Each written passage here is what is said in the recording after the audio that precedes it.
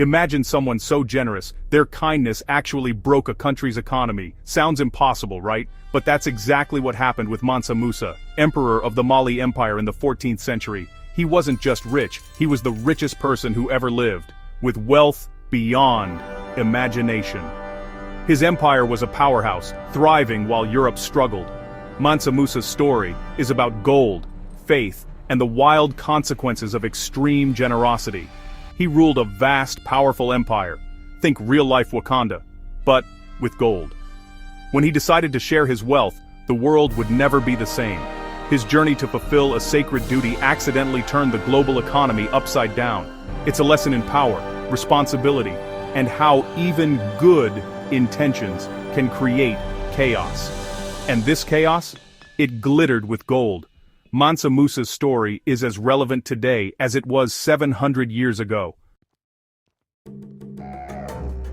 The Mali Empire was the place to be in the 14th century. Forget Paris or London. It stretched across West Africa, sitting atop the world's richest gold deposits. At its peak, Mali supplied over half the world's gold. Mansa Musa became emperor in 1312, controlling the mines and the trade routes. Every merchant and caravan paid him taxes. He was the ultimate gatekeeper. Mali wasn't isolated. It was a sophisticated, cosmopolitan empire, with cities like Timbuktu and Djenné as centers of trade and learning. People from across Africa and the Arab world came to exchange goods and ideas. Mansa Musa was about to show the world the glory of his empire and his faith. As a devout Muslim, he set out to make the Hajj to Mecca, but he didn't travel light. His journey would become legendary. How did Mansa Musa get so rich? It was the perfect storm. He owned legendary goldfields, Bambouk, Wangara, Galam, all within his empire. He controlled production and trade, taxing every caravan crossing the Sahara. Imagine owning the only toll booth between continents. Mali's treasury was sophisticated.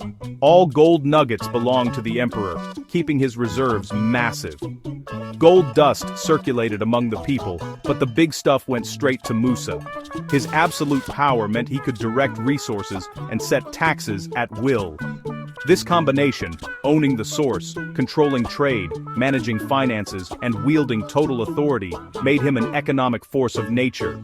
He wasn't just a king, he was the world's gold market. With this wealth, he was ready for the most extravagant journey in history, and the world would soon feel its impact. Mansa Musa's riches were about to change everything. In 1324, Mansa Musa set out on his Hajj to Mecca, not quietly, but with a spectacle. His caravan was a moving city, 60,000 people, 12,000 attendants in silk, soldiers, officials, and griots. Dozens of camels carried thousands of pounds of gold dust. Musa himself was preceded by 500 men with golden staffs. The procession stretched for miles, a river of people and gold across the Sahara. As they traveled, Musa gave away gold everywhere to towns, mosques, scholars, and the poor. For many, it was a miracle. Wealth beyond imagination, handed out by a king. But this generosity was also a calculated display of Mali's power and faith. Musa was announcing Mali's arrival on the world stage. His journey was both a religious act and a diplomatic masterstroke. As they neared Cairo, no one could predict the economic chaos about to unfold. Musa's pilgrimage would be remembered for centuries. It was a golden road trip that changed history, and the world would never forget it. When Mansa Musa's caravan reached Cairo, he continued his generosity, giving gold to everyone: the sultan, officials, the poor. He spent so much that gold flooded the market. The result? Gold's value crashed, prices soared, currency collapsed, and inflation devastated Cairo's economy. The chaos lasted over a decade. One man's charity broke a major city's finances. Historians wrote about the gold crash for years. It took 12 years for the economy to recover. This wasn't war or disaster. It was the unintended consequence of kindness. Mansa Musa's name became legend, proof of wealth so vast it could destabilize nations. Economists still cite this as a real-world lesson in supply and demand. For Musa, it was an accident of faith and generosity. He put Mali on the map, but left economic turmoil in his wake, and he wasn't done yet. He tried to fix what he'd broken. The story was far from over. On his return, Mansa Musa saw the chaos he'd caused in Cairo. Instead of ignoring it, he tried to fix the damage, buying back gold at high interest to stabilize the market. It was an early attempt at economic recovery, showing responsibility and foresight. Back in Mali, Musa was transformed by his journey. He brought back scholars, architects, and poets, aiming to make Mali a center of learning. He launched massive building projects, including the Jingwereber Mosque in Timbuktu. His greatest legacy was turning Timbuktu into a legendary hub of knowledge. The University of Sankore became a beacon for scholars across Africa and the Middle East. Its library held hundreds of thousands of manuscripts on law, astronomy, medicine, and more. Musa invested his wealth in culture and education, not just gold.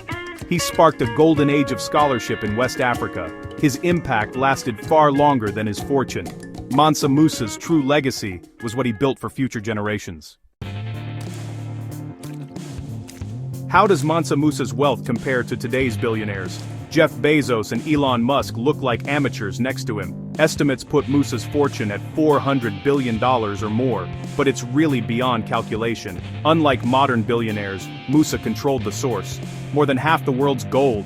He didn't own shares, he was the gold market. Imagine one person owning all the oil, factories, and tech in the world. That was Musa's scale. His wealth could crash economies by accident. No modern billionaire could do that.